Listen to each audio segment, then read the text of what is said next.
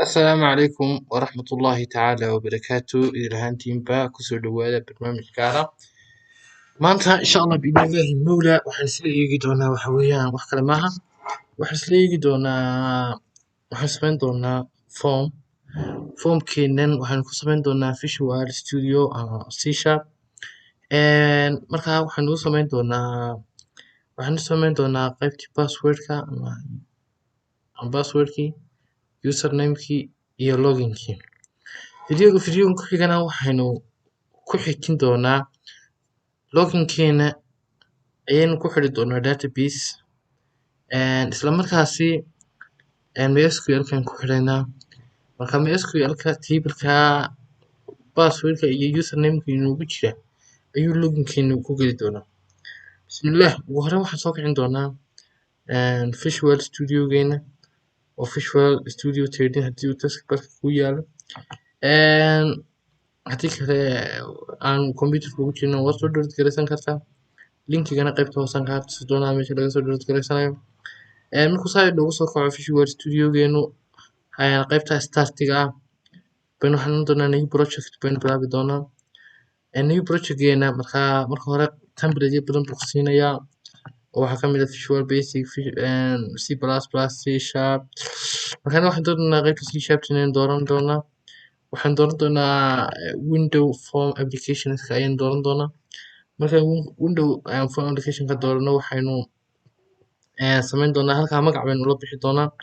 magaca waxaan u bixin doonaa login form tutorial okay markaan intaas samayno waxaanu oran doonaa okay baynu oran doonaa marka waxaa inoo samaysmi doona foomkan inoo samaysmi doona ugu horreyn foomkeena halkaas aynu siskiisa ka kordhin doonaa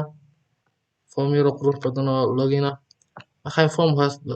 saa u bahalkayno foomka right click baynu siin doonaa laba qaybood waxaan samayn doonaa propertieskiisa ayaynu wax ka bedeli doonaa foomkeena halkan inooga soo bixi doonaa horta foomka ugu horreyn waxaynu bedeli doonaa background colorkaynu bedeli doonaa background colorkiisa waxaynu ka dhigan doonaa blue baynu ka dhigan doonaa ama waxaynu ka dhigan doonaa cagaar baynu ka dhigan doonaa markaan cagaar ka dhigano sidoo kale waxaan bedeli doonaa form namekaynu bedeli doonaa waxaan u bixin doonaa login form magaca sidoo kale textigeena waa ka halkaas isbedeshay intaa markaan bedelo waxaan soo qaadan doonaa toolkeena oo halkaa inoo yaala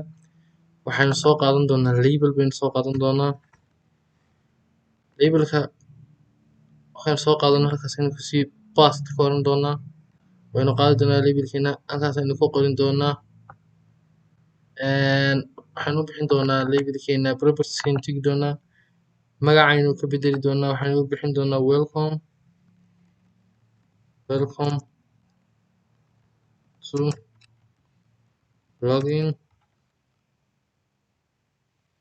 login form sidoo kale fontska ama colorka fartaynu bedeli doonaa waxaynu ka dhigi doonaa bold baynu ka dhigi doonaa maadaama uu ciwaan yahay 12 baynu ka dhigi doonaa halkaas halkaa dhexdaynu dhigi doonaa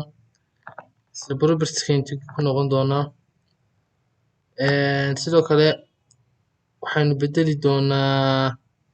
background colorkiisaynu bedeli doonaa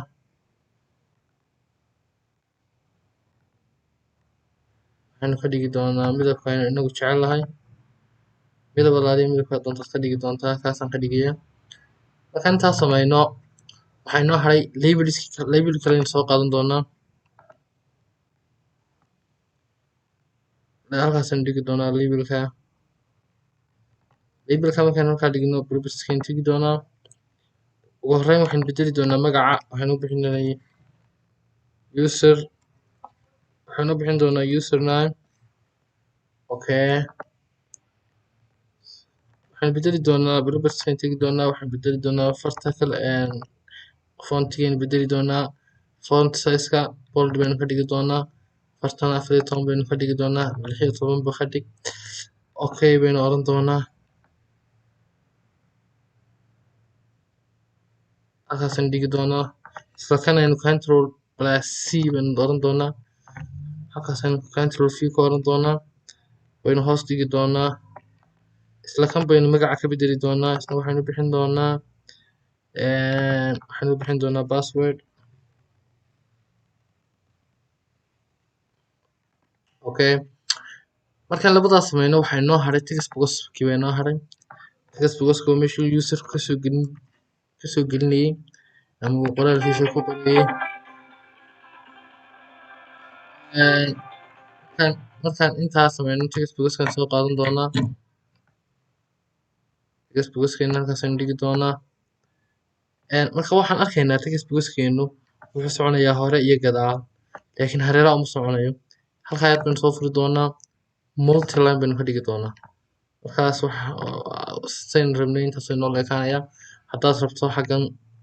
waad ka durkin karaysa okay control c baan oranayaa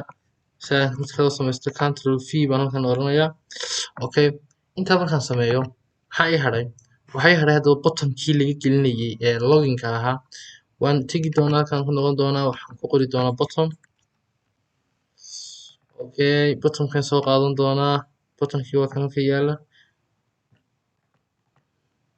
propertiesaan bedeli doonaa waxaan ka dhigi doonaa horta bold baan ka dhigi doonaa bottomka 20 ba ka dhig halkan aan ka weyneyn doonaa waxaan kaloo bedeli doonaa farta bottomka muxuu bottomkayga noqonaya magaciisa login baan bixin doonaa sidoo kale waxaan bedeli doonaa colorka ama background colorkaygaan bedeli doonaa background colorkayga waxaan ka dhigi doonaa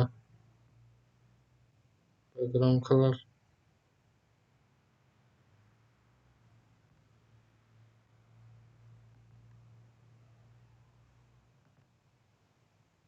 marka farta midabkeedana waan bedeli doonaa waxaan ka dhigi doonaa haddaan doono white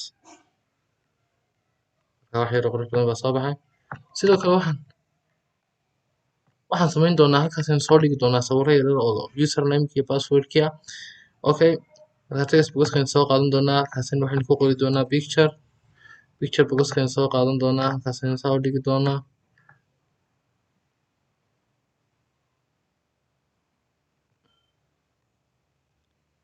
picture box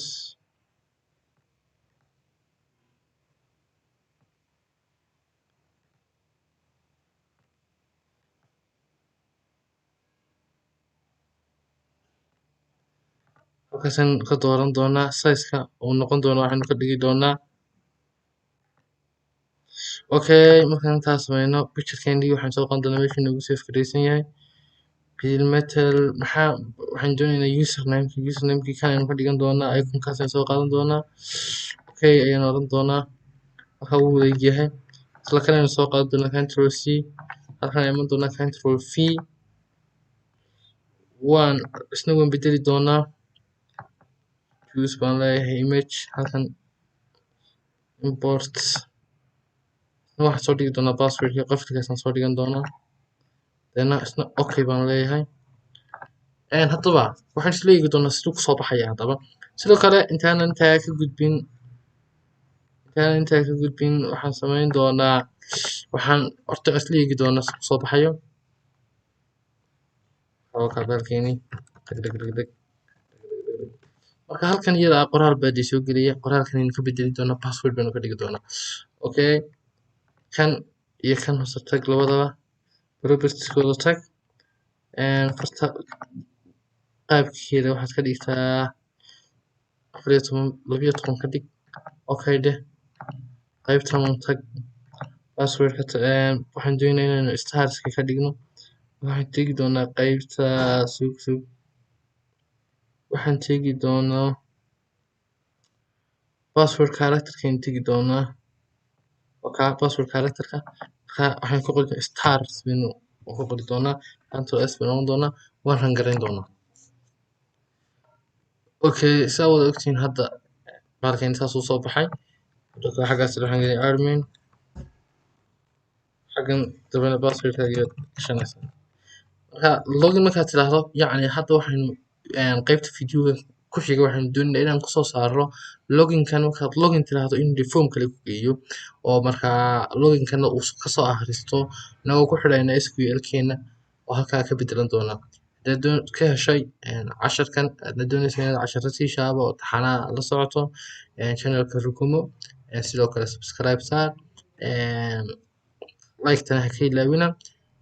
Wixii su'aalaa ama feedback qabtaan meelaha fahmi weydaana igu soo warceliya. Wabillahi tawfiiq. Asalaamu calaykum waraxmatullaahi wabarakaatu. Tan iyo intaynu ku kulmi doono xiisa dambe.